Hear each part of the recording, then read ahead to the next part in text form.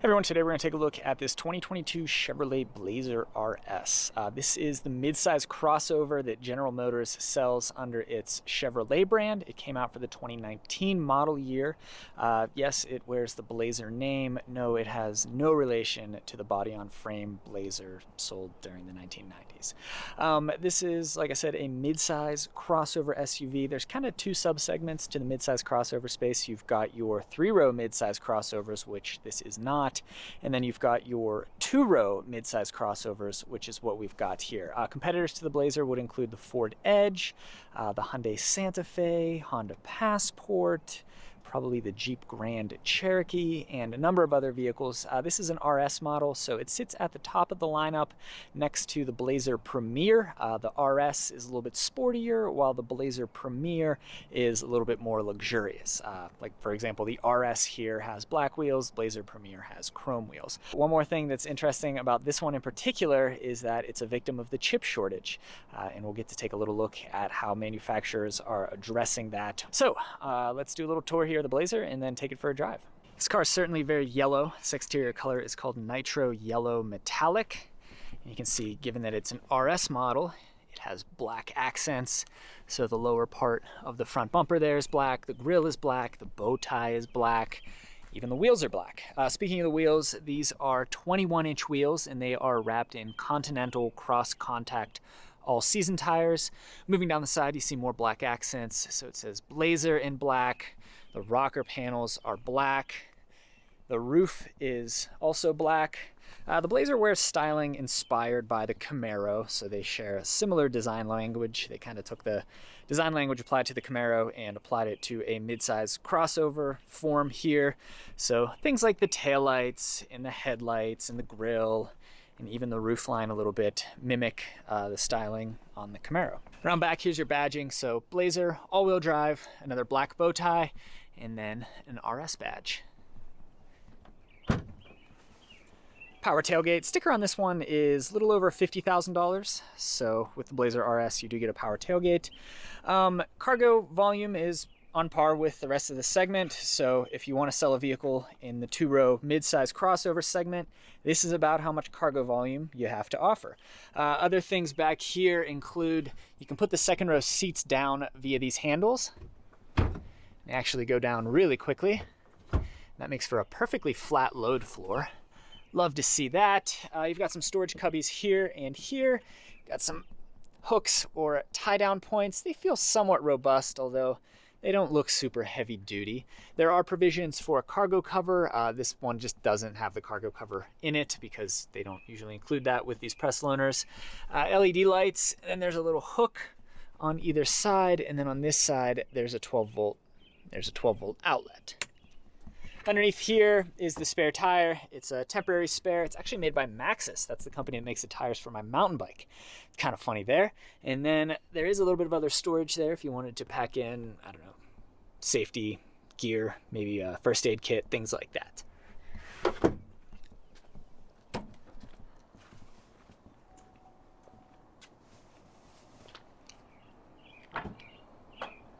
Here's the key. It's nothing too special. Lock, unlock, remote start, press it twice to open the tailgate, and then your panic button. And since the key's in my pocket, I can lock and unlock the car via that little button there. Okay, let's take a look at the window sticker here. So you can see this is a 2022 Chevrolet Blazer RS all-wheel drive. The RS model comes exclusively with the V6 engine and exclusively with all-wheel drive. The exterior color, like I said, is Nitro Yellow Metallic, and the interior is jet black. Given that we're working with the RS trim here, this interior has red stitching and red piping.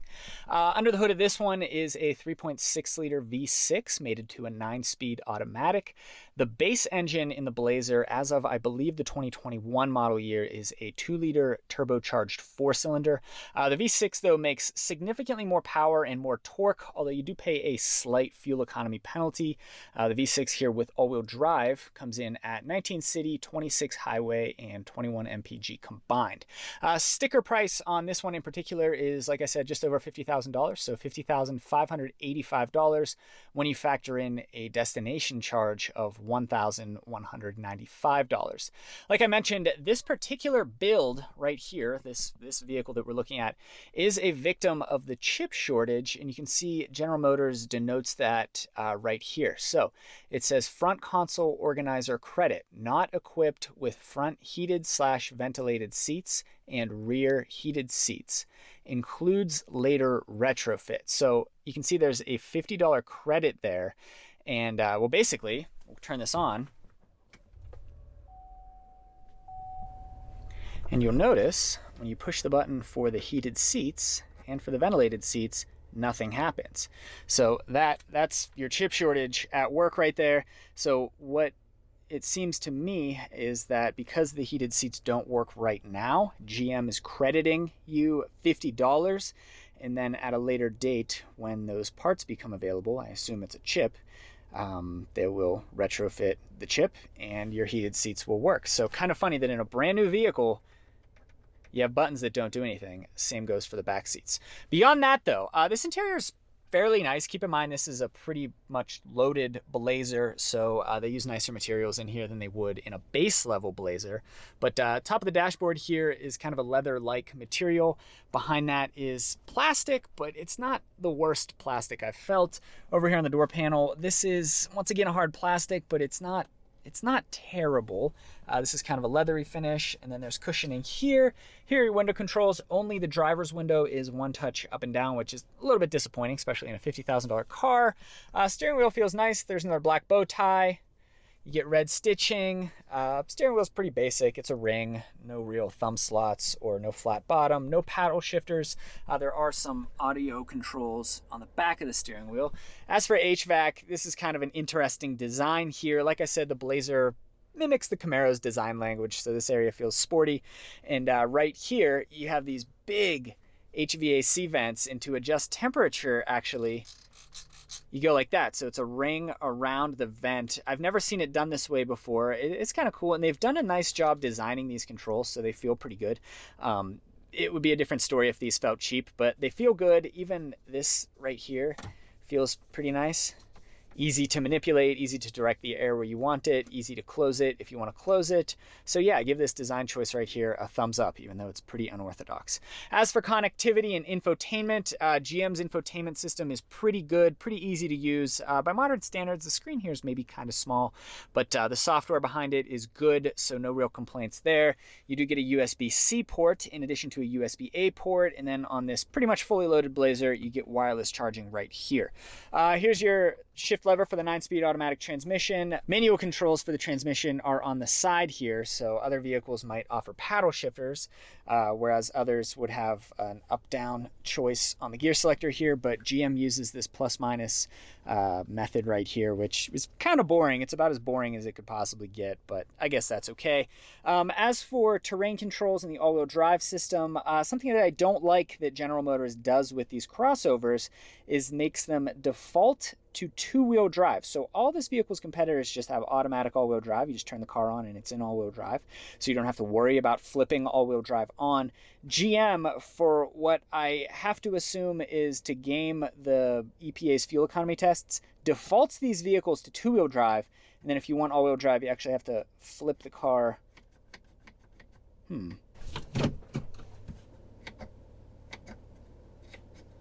There we go. You have to, well, takes a minute. There you go. So you have to put the car in drive, I guess, and then flip it over into all-wheel drive mode. Then you've also got a sport mode and off-road mode. And then there is actually a tow haul mode, which is unique in a road-oriented crossover such as this. Yeah, just something to keep in mind. You don't have to flip between two-wheel drive and all-wheel drive with competitors, but you do with the Blazer and other GM crossovers for whatever reason. I don't love this. Feels cheap. Feels like a way to save some money and maybe get out of developing an all-wheel drive system that's more fuel efficient, but it is what it is. Anyway, cup holders. Let's put the car back in park. Cup holders, and then a little slot here for something like your phone. Center console storage box is relatively spacious, so you get a little tray here, and then underneath that is a bunch of storage. And then at the front of it is a 12-volt outlet, and then another USB-C port and a USB-A port. Let's go ahead and check out the back seat.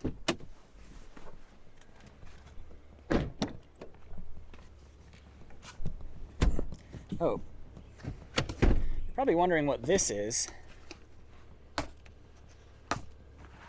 And it's a pop-out storage box kind of thing. So there's that, and there's some straps there. So that's like a little organization tool. You could probably just leave it open in the cargo area and stick various loose items in there. Kind of clever. I'm sure it's just an extra accessory.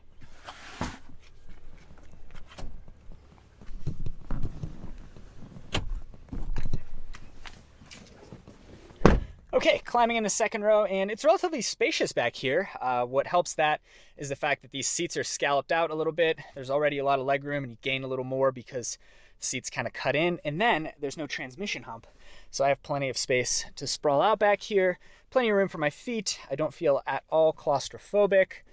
Beyond that, like I said, heated second row. They're just not working currently. I imagine once the part is in, you'd get a call from the dealership and you could bring the car in and they would retrofit that functionality. But for now, you just have a button that doesn't do anything and $50 extra in your pocket.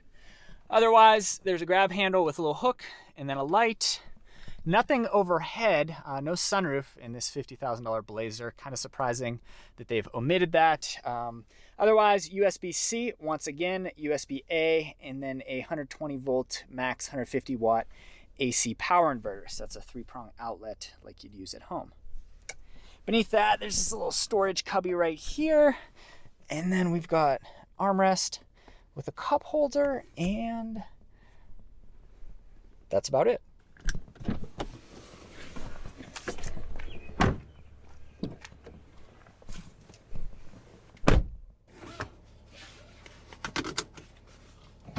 Okay, driving this 2022 Chevrolet Blazer RS. This car is relatively inoffensive. This one's very yellow, which is maybe the most exciting thing about it. It definitely looks sporty. If that's what you're looking for, then this vehicle looks like it might be faster than a competitor, even though it's really not.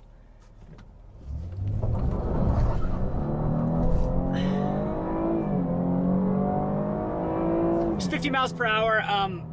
I really don't like this all-wheel drive system. That was front-wheel drive, that was two-wheel drive mode, and you get a ton of torque steer.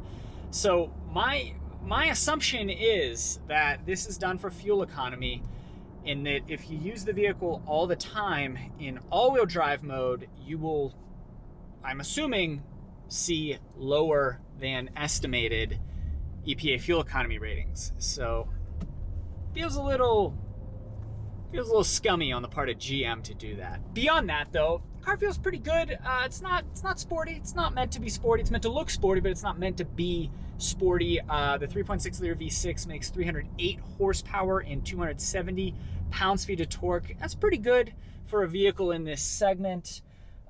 So while it probably isn't the most fuel-efficient thing out there, power is decent, at least with this V6. Infotainment is good.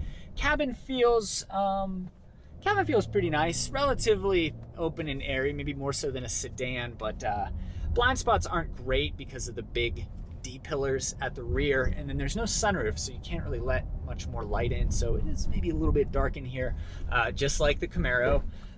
But again, that's probably not a deal breaker. Tech is good, layout is relatively intuitive, nothing feels too cheap. Feels kind of cheap, but not too cheap. That was our second of 3 speed bumps we drive over right there. This third one is bigger than the first 2, so let's take it at about 30 miles per hour. Well, something kind of clunked with the suspension. The other thing you heard there was some stuff in the cargo area. But very few vehicles are noteworthy in how they drive over those speed bumps there. This one didn't feel great. We'll just leave it at that. But gauge cluster's nice, fully digital, plenty of information there. It's efficiently laid out. You get a tachometer and a digital speedometer, so pretty good layout there. This backup camera is really nice. So it's pretty high resolution, probably one of the best ones I've encountered. The picture is good. The picture seems pretty accurate. A lot of times they'll be oversaturated or undersaturated or super grainy. Companies like Toyota and Volkswagen use terrible backup cameras. This one though is pretty good. So there's your look at this 2022 Chevrolet Blazer RS. As far as GM's or Chevrolet's SUV lineup goes, the Blazer here is bigger than the Equinox, which is a compact SUV, and it's smaller than the Chevrolet Traverse, which is a 3-row crossover. It's actually on the big side. It's one of the biggest 3-row crossovers on the market. Blazer's been out since 2019. It hasn't changed too much. It's pretty inoffensive. This is a top trim level, so I can't really speak to the more mainstream trims, but as far as this one goes, the yellow exterior is cool. I probably wouldn't choose yellow for myself, but for a week, which is how long I get to test these cars for, yellow's kind of fun. Overall styling's okay. That's subjective, but it's okay. I think most people would agree that it's neither the ugliest nor the best looking vehicle on the market. And yeah, if you're looking for a midsize crossover, certainly test drive other options. This isn't the segment leader, but it's not particularly bad either. So if you're looking for a vehicle in this segment, I would just collect as much data as you can. Some competitors offer better fuel economy. Some competitors offer better performance. Some competitors offer slight off-road capabilities. Some competitors offer more cargo volume. So the Blazer kind of sits in the middle of all that. One more thing before we go, let's talk about the Blazer name a little bit. This vehicle was met with a lot of controversy when it came out because the Blazer in prior iterations was a body-on-frame truck-based crossover. So a lot of people were hoping that the Blazer would come back in a similar form. And they were frustrated when the Blazer returned as what is essentially a substitute for a midsize sedan. This is kind of the modern-day midsize sedan. My take on that is General Motors has plenty of other model names in their portfolio that they could use for some kind of revival of a compact body-on-frame off-road oriented SUV if they were to choose to reintroduce one of those vehicles. So it really doesn't feel like too much of a loss that the Blazer name has been used on this crossover. There's still the Jimmy name. There's still the Hummer H3, which would be interesting if the H3 returned as maybe an electric compact off-road SUV truck kind of thing. So when you consider that GM has other options for names to use for some kind of small off-road vehicle, I don't think it's too egregious that they decided to use the Blazer name, which has tons of equity overall, not just as an off-road vehicle. I'm not particularly offended by the fact that they used it on this kind of sedan substitute crossover here. So that's just my take. But yeah, that's the Blazer. Overall, probably not the best vehicle in the segment. Probably not the worst vehicle in the segment either, middle of the road. And yeah, there's plenty of people that would be happy with this car. So that's the Blazer. Thank you for watching.